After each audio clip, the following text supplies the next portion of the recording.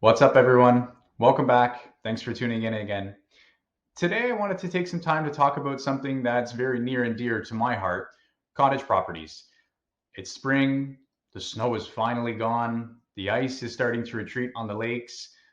That means it's cottage season, baby.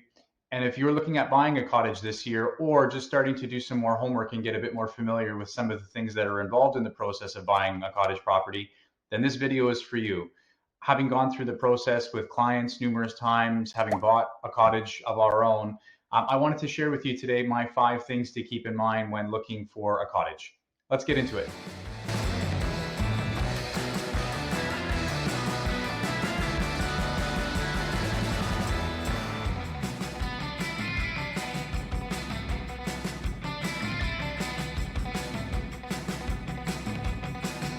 So as far as the banks are concerned, there's two types of cottage properties: type A and type B. Type A cottage properties will resemble more your single family home. They are built on permanent foundations that extend below the frost line. They have year-round access, including road access in the winter. They have a year-round and reliable heat source. They have potable drinking water. They have a kitchen. They have a bathroom.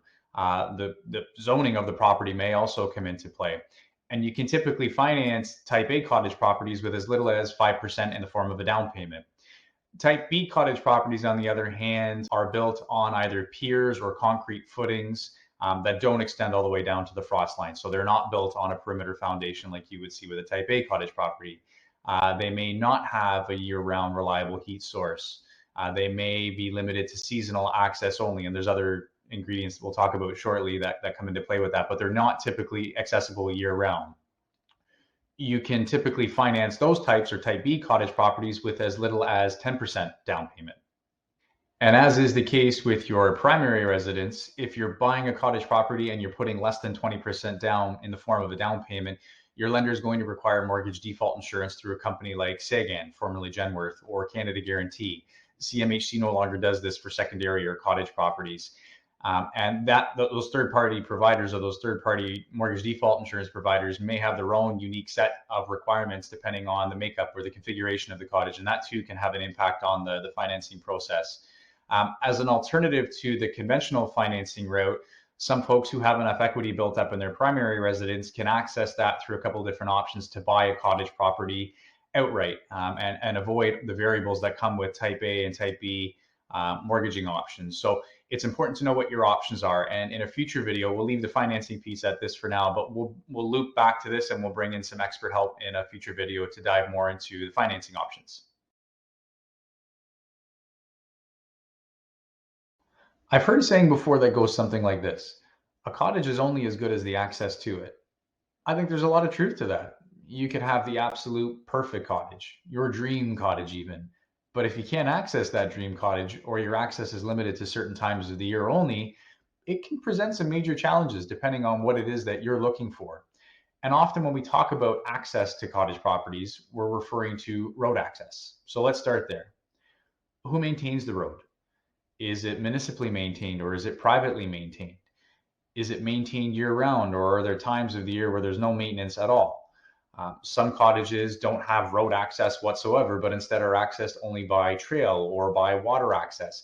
And as an aside, on a listing online, if in the address and or in the remarks you see the term WAO, that's referring to water access only. So these are cottage properties that don't have a dedicated road or sometimes a trail system in, but you have to use them. You can only access them by boat. So I feel like that's an important distinction to make. These are all really important questions to ask because, as we just discussed, they're going to influence your financing options, but they're also going to influence your insurance and your enjoyment altogether.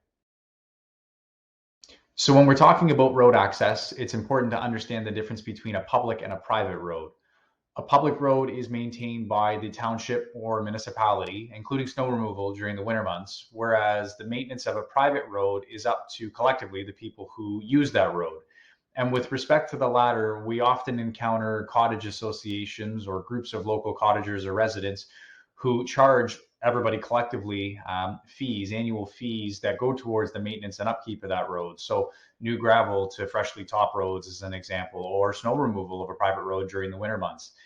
These are really important ingredients for upkeeping and maintaining the integrity of the road, as well as access, and just to make sure that the road is actually in good enough shape to provide access all year long, if that's the intended use of everybody collectively that makes use of that road. So the point of all this is, when you're looking at cottage properties in person, online, or a combination of the two, keep access in mind. It's really important. When you think of a road, you probably imagine a stretch of gravel or pavement for cars or trucks. But in the case of shore road allowances, the term road actually refers to a segment or a stretch of land that's dedicated for public access. Back in the 1800s, surveyors sectioned off a 66-foot section of each property along a shore as a shore road. It was originally intended for loggers, travelers, and waterway transportation companies to have access to shore. Eventually, cars and railway transportation took over, leaving many shore road stretches irrelevant and or unused. Many cottage properties were subsequently built along various shorelines where these shore road allowances actually existed, leaving many cottage owners unaware of the fact that a 66-foot wide section of land along their shoreline didn't actually belong to them, despite the fact that they do often show up on surveys and or deeds. They don't often disrupt an owner's use and enjoyment of the waterfront, docks, or boathouses, but it can sometimes does create an issue when someone goes to sell, build a dock, build a new boathouse, or when there's a nuisance or complaint about public use of these lands, such as ATVs, snowmobiles, boats, things of that nature. So the solution to this is purchasing your shore road allowance from the municipality or the authority that has jurisdiction over the area. Most will have application processes in place whereby an owner can apply to purchase that 66-foot wide section of shore allowance and own it outright. In my experience, that process or that purchase process is usually calculated on a per linear foot or a square foot amount based on how much shoreline you actually have. So, in other words, and to give you an example, the cost of purchasing a shore road allowance would be more for a given property that has, say, 200 feet of shoreline versus a property that has 100 feet of shoreline. That process can also take time. There's legal fees involved in establishing the purchase of that chunk of property and actually adding that to your title or your deed. So it's not black and white. It's not straightforward. It's not a quick process, but there is a process in place where you can purchase that slip outright or that piece of property outright. Shore allowances are really important. That's kind of putting it all very simply, but we'll talk more about that in a future video.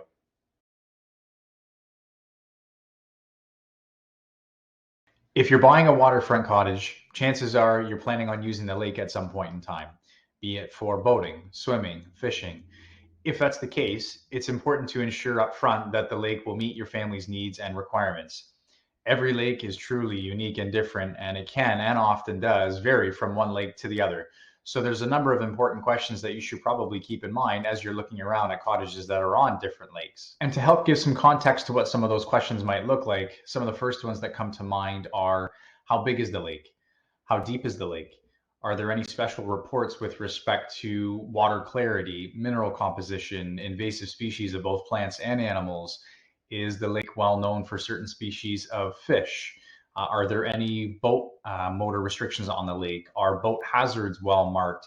Is there a public boat launch that's available for public use? I also think it's important to keep in mind that your intended use of the lake may change and evolve over time. And I'll use ourselves as examples here, in that when we first purchased our cottage, we weren't boat people, but that slowly changed with time. And because of that, I think it might be helpful to ask maybe even the questions up front that seem less relevant or not as applicable, to help with those future changes in mind. There's some great online resources to help with some of those above questions. And again, I'll make mention of that cottage association. That's often a really great resource of varied opinions and or perspectives on the lake and life on the lake, that you can find really helpful. So don't be afraid to ask around. When it comes to getting away, some people just prefer to unplug, while other people prefer or need to stay plugged in. Looking into reliable internet, cell service, they might be really important ingredients and things to look into.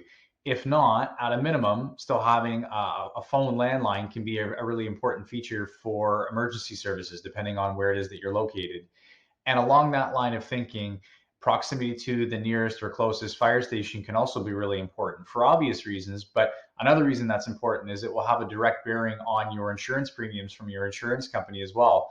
One thing we found out when we purchased our cottage was that our insurance company, at least, had certain zones based on proximity or distance to your nearest fire station. And that had a direct bearing on your insurance premium or how much you were going to pay for your insurance. So that's something that's important to keep in mind.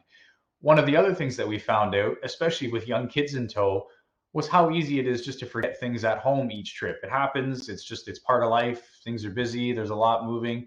It's so nice to have a grocery store or at least some sort of amenity nearby. When you forget those things, you can just jump back in the truck or the car. 20, 30 minutes, you're at a spot or there and back to get what you need. That's a really, really nice feature to keep in mind as well. You may also want to consider some activities for day trips. One of our favorite things to do up at the cottage is to hit the trails, hiking, four-wheeling, snowmobiling in the winter months, ripping in the side-by-side. The kids love all these activities, and it's also a hit with guests. And once you get up into the northern parts of Peterborough County, Kawartha Lakes, and up towards Haliburton and well beyond, the trails are incredible. They're in great shape. They're maintained all year long, and they can take you for day trips and beyond a lot of the time. What you need to do is pay attention for local maps around or for maps around local shops in the area, as that's often the best source of information on trails that are around you, depending on where you are. So to recap, we covered a lot of ground today, but that was far from an exhaustive list. I think we could easily come up with 2 to 3 more videos worth of relevant content with respect to cottages. But as a starting point, hopefully some of the information we covered today will help make you feel a little bit more comfortable with respect to what to look for, whether you're just starting to do some homework or whether you're out actively looking at cottages. And as always, if you have any other questions or anything you want to throw into the mix here, feel free to reach out.